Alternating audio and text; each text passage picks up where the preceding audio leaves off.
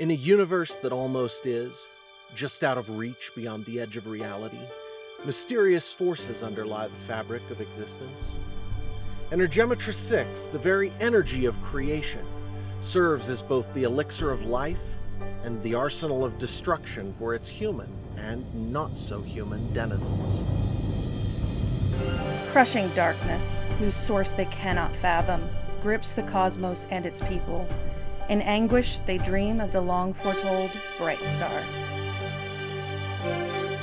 Join us as we embark on an epic journey, exploring the universe of Energematrice 6.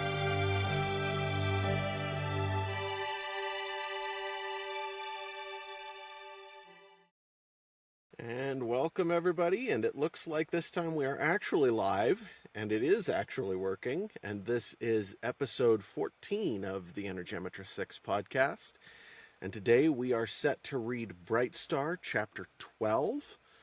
Before we do that, I want to get my value for value ad real fast.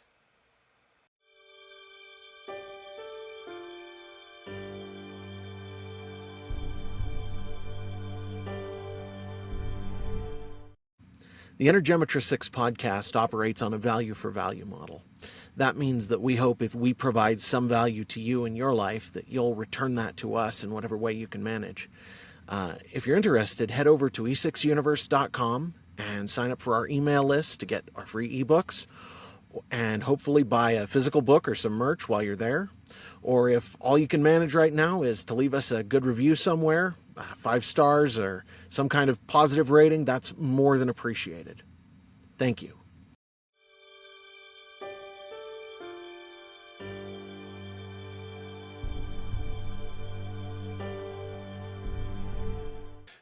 Welcome everybody. This is episode 14 of the Energematrice 6 podcast, and we are going through Brightstar chapter 12 today.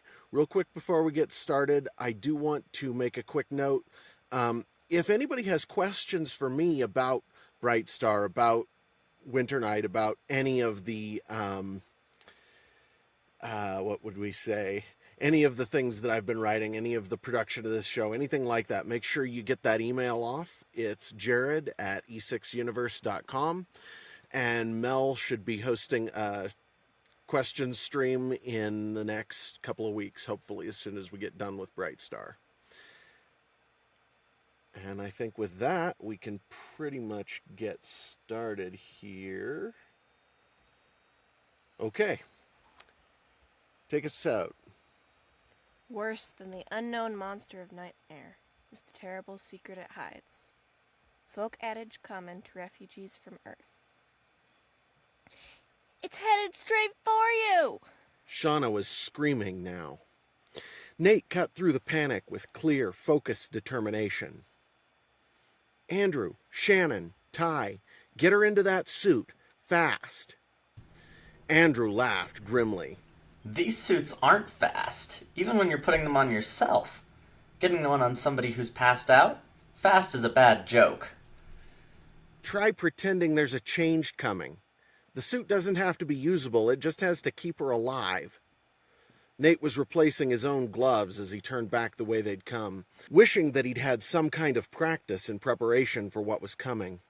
His instincts were good, but he had never even seen a fight using Energematrice 6, much less one with a changed.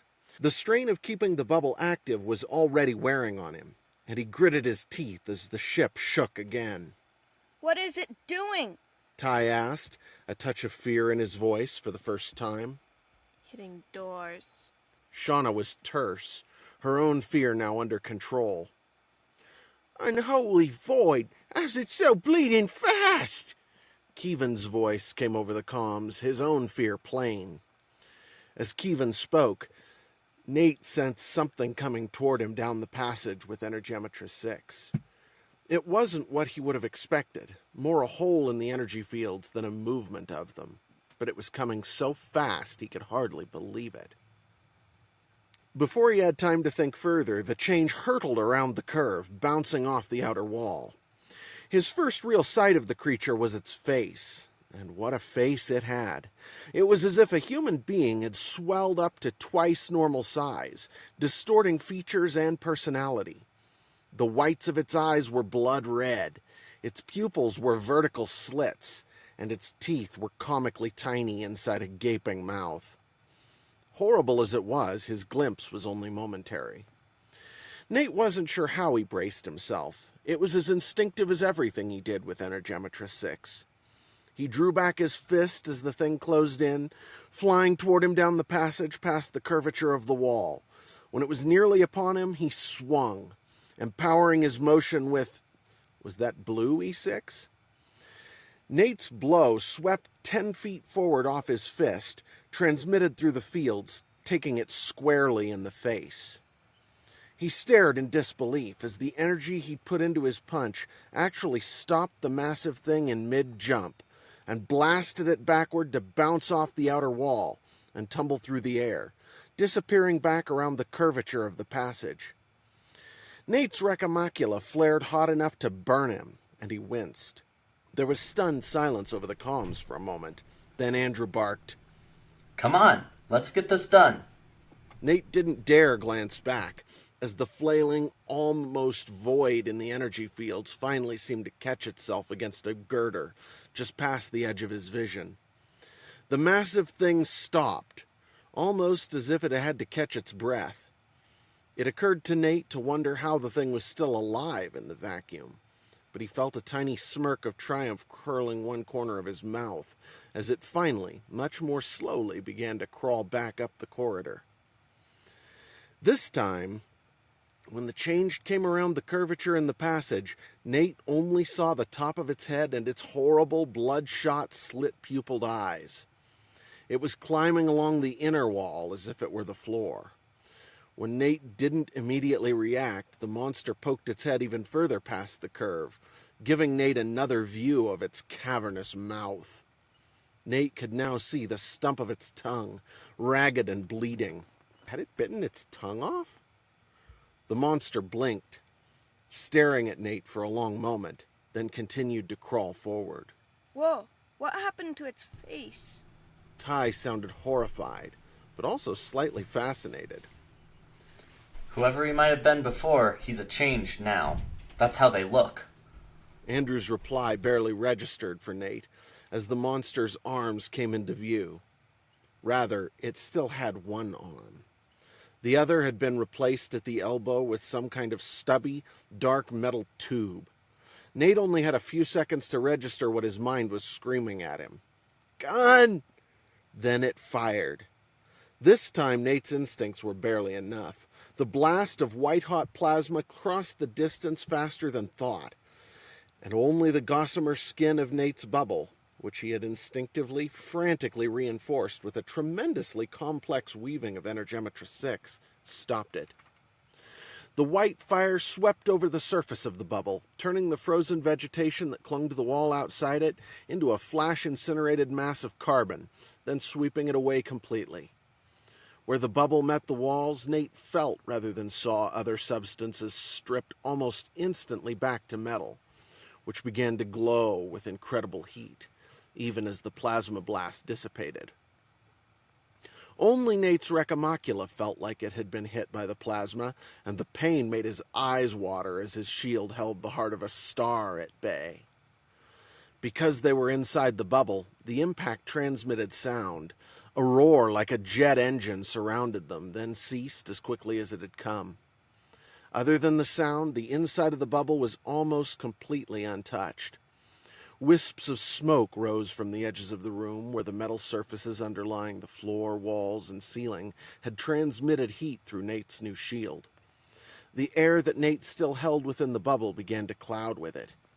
Distantly, Nate heard Andrew saying, Good. Now her arms. Another minute, Nate. Just another minute. Nate didn't respond. The constant effort of holding the air inside his bubble was wearing on him, and when he looked down, he dimly registered that something was wrong with his hands. Why were they covered in gray lumps? But there was no time. The monster's maw gaped even wider, and it crawled forward again, then raised its stubby gun arm to fire once more. Bracing for impact, Nate gritted his teeth and tried to prepare a counterattack. The bubble was difficult to hold at the best of times, and trying to focus on doing two things at once with the fields was daunting. This time, when the Changed fired, it didn't let loose another blast of plasma. Instead, a fist-sized ball of glowing red energy spat from the end of the dark tube. It was visible both to the naked eye and in the Energematrice6 spectrum, and even before it hit, Nate could see how tightly packed the weaves of its energy were.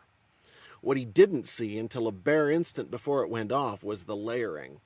A layer of energy that contained the force on the outside with the densest energy inside to create tremendous explosive power. The sound inside their little air bubble was indescribable. The blast it created when it hit Nate's shield tore the corridor in which they stood completely apart. Most of the force was projected out into Resolute's belly, following the path of least resistance and blasting that wall of the corridor, along with parts of the ceiling and floor, into tiny pieces. The outer skin of the ship fared comparatively well, though the explosion did tear a giant crescent of a gash through it, where the plasma had melted away the inner layers. All Nate could see through the gash was dirt. Apparently they'd gone so far down the passage they were underground level in the behemoth. As the vibrations of the concussion faded, Nate reared back and threw his own ball of red energy back at the Changed.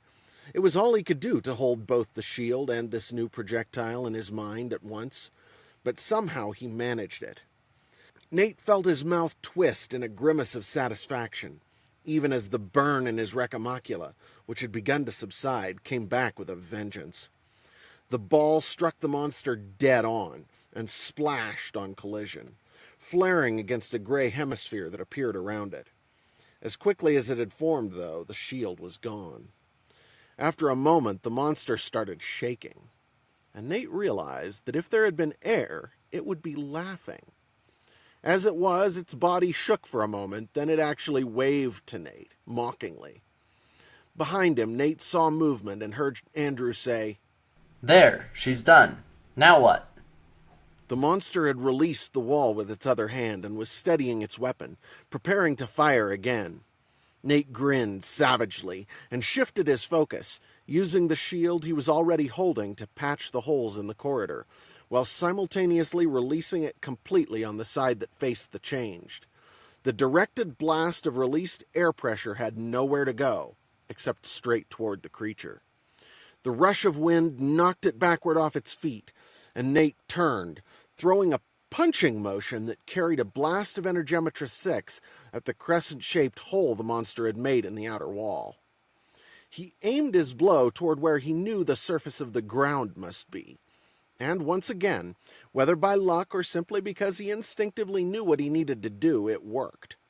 Nate's punch ripped the hole in Resolute's outer skin wide open, blasting a chasm from their position to the surface and creating a fountain of debris that shot off into the belly of the behemoth beyond.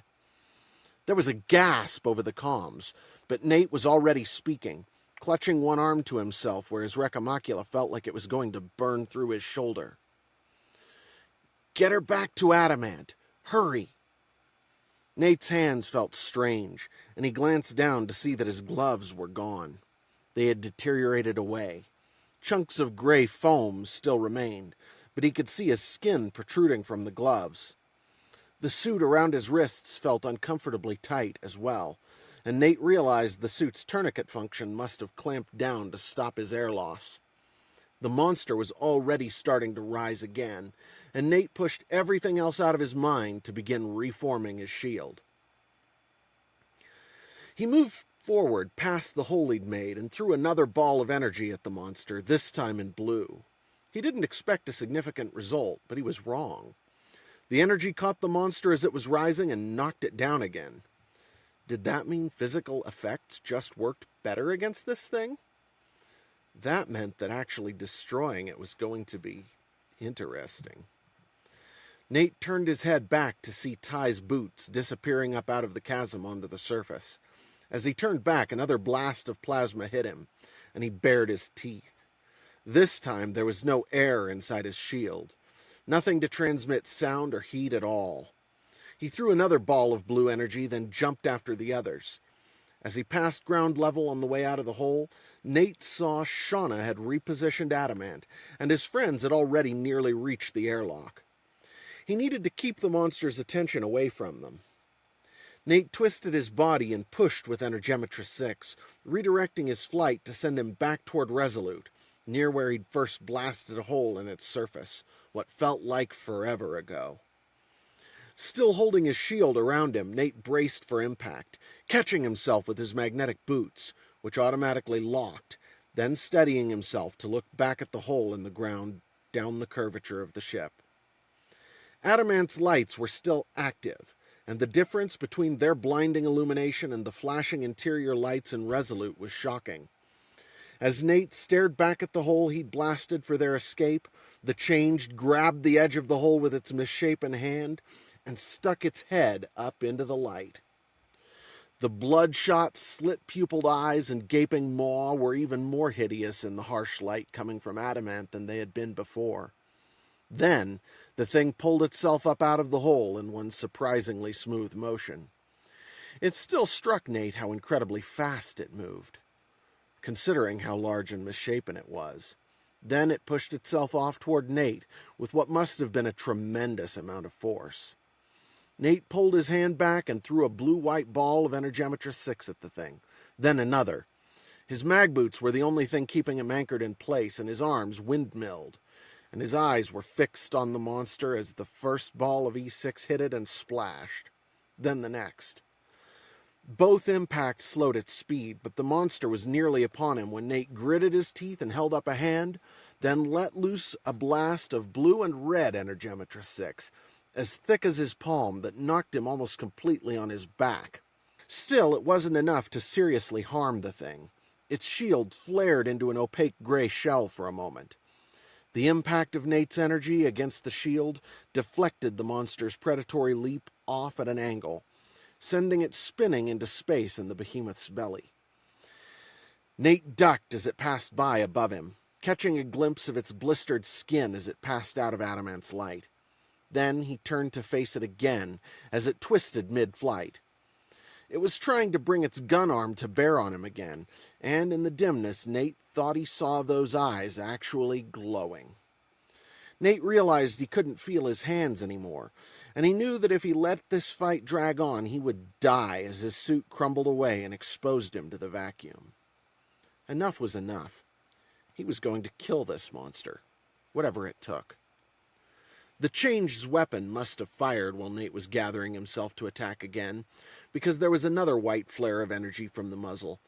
Before its discharge could reach him, Nate unleashed a chest-thick beam of blue-white Energematrice 6, catching the blast from the weapon out of its trajectory and simply sweeping it straight back at the monster. This time its shield went completely solid, creating a dull gray ball around the grotesque humanoid. Where Nate's beam intersected it, the shield flared brighter and brighter. Nate held his power steady, then released his own shield to pour even more energy into the beam. Over the space of almost a full second, the shield turned completely white, then finally exploded like a dazzling fireworks display. Nate's beam passed through the shield and engulfed the creature. Then, just gradually enough to actually watch, the monster disintegrated, its component atoms streaming outward as Nate's beam shredded it at a molecular level and blasted the remains out in all directions. There was shocked silence on the comms, making the eerie, airless silence inside the behemoth all the more glaring. Nate floated, random patches of his suit disintegrating to dust around him, feeling the vacuum as the foam contained in the suit's liner expanded outward and hardened. Even his boots felt powdery inside. Only adrenaline was allowing Nate to overcome the pain in his arm and shoulder now, and he was so used up he felt himself beginning to lose focus. As exhausted as he was, his eyes bleary and breath coming in gasps, Nate knew the fight wasn't over, even now. When the monster disintegrated, it had left behind a shadow. It was barely more than a darker patch of darkness, but it was clearly visible in the glittering, fluorescing remains of the Changed that still hung in space, like sparkles behind a sparkler. The shadow thing seemed stunned for the space of a breath. Then Nate felt a presence in the back of his mind. "What are you?" For a moment, the shadow thing hovered. Then it writhed and darted toward Nate as if swimming through the vacuum. It moved even faster than the change had pulled itself through Resolute. Animosity flowed from the shadow, and Nate felt its attention fixed on him, though it had no discernible eyes. It was impossible to get a clear look at the thing as it nodded and stretched through the vacuum, moving like lightning. Before it could reach him, Nate was ready once more. This time, the beam of Energematrice 6 that Nate released was small, no bigger around than his fist, but it emitted so much light in the visible spectrum that even Shauna, protected by the powerful filters on Adamant's huge window, had to look away. It was like a bar of concentrated liquid light that flowed out to catch the shadow thing mid-flight and wrench it away. The bar moved even faster than the shadow, not even stopping when it caught the thing, headed straight for the center of the behemoth. The sheer amount of power Nate was pumping into the beam astonished him, but he was completely certain, deep down, that it was necessary. Distantly, past the ultra-concentrated power he wielded, Nate could feel his environment suit disintegrating around him, puffing to fine dust, releasing its resinous foam, which in turn billowed out to encase him, then puffed to dust itself as the negative energy consumed it. He screamed as the pain in his arm and shoulder doubled and doubled again. Still, he held the beam, pushing the thing even further away. Then, finally, Nate's breath blasted out of his open mouth and his eyes blurred as the seal around his neck was compromised. His body temperature had already dropped, and he was so cold he was shivering. Still, he didn't stop, focusing desperately on his task as his body spasmed. Then, in the last instant before the task was complete, Nate's boots were gone as well, and he was off balance, flailing. Still, he refused to be distracted. When the bar of light, now gathered into a great shining ball around the squirming shadow, finally reached the center of the behemoth's core, Nate willed the power he'd created to contract into oblivion and turned his head away. If anyone had been outside the behemoth within visual range at that moment, they might have thought the great vessel was a colossal disco ball. Every puncture and hole shone brighter than the surface of the system's star for a brief instant. Then it was over. Nate was left floating in space above the monster's vessel, his environment suit reduced to dust. He could only guess that the entropy he shed in using so much Energematrice 6 was the reason for his suit's failure.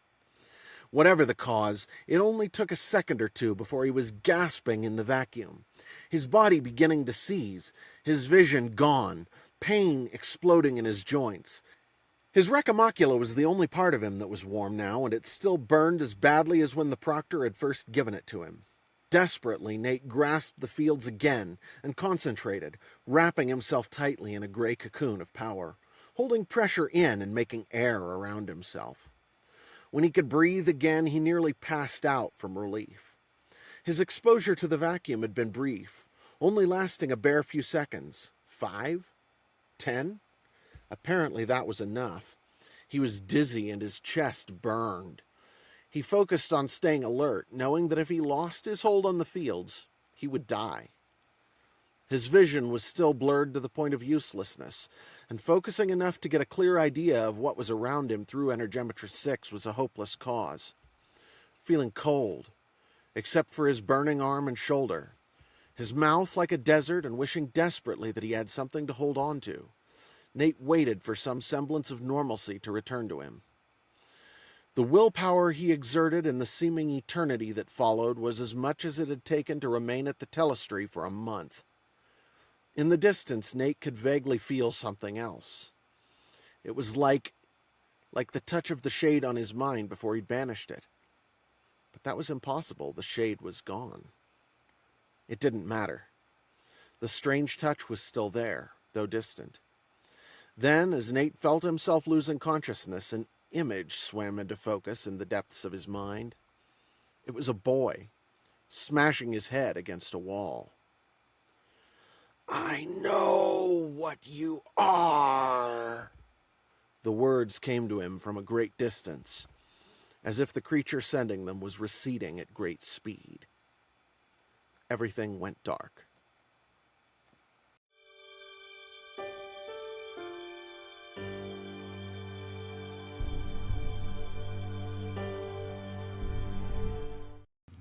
The Energematrice6 podcast is made possible by North Arrow Coffee.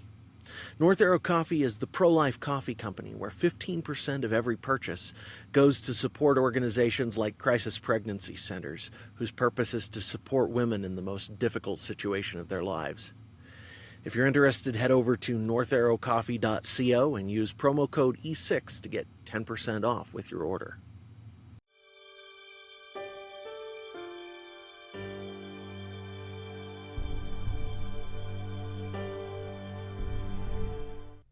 The advertisements featured did not necessarily represent my endorsements or views. Well, that concludes Chapter 12. Next week we will do the conclusion of Brightstar and the epilogue, and hopefully the following week we will be doing a quick Q&A stream with Mel, and after that we plan on starting From the Void, which is the set of short stories that I wrote about some of the characters from Brightstar. So for those of you who are watching, we have no end in sight here. Appreciate you watching. If you can think of any questions or if you have anything you'd like to say, please do drop an email, jared@e6universe.com. You could also tune in live. I do have the live chats up now. I can see them on both Rumble and YouTube. We haven't had anybody say anything, but I know we have a couple of people watching. Appreciate you guys, and we will catch you all next time. Thank you, Luke. Thank you, Second. Thank you, Third. And see y'all next week.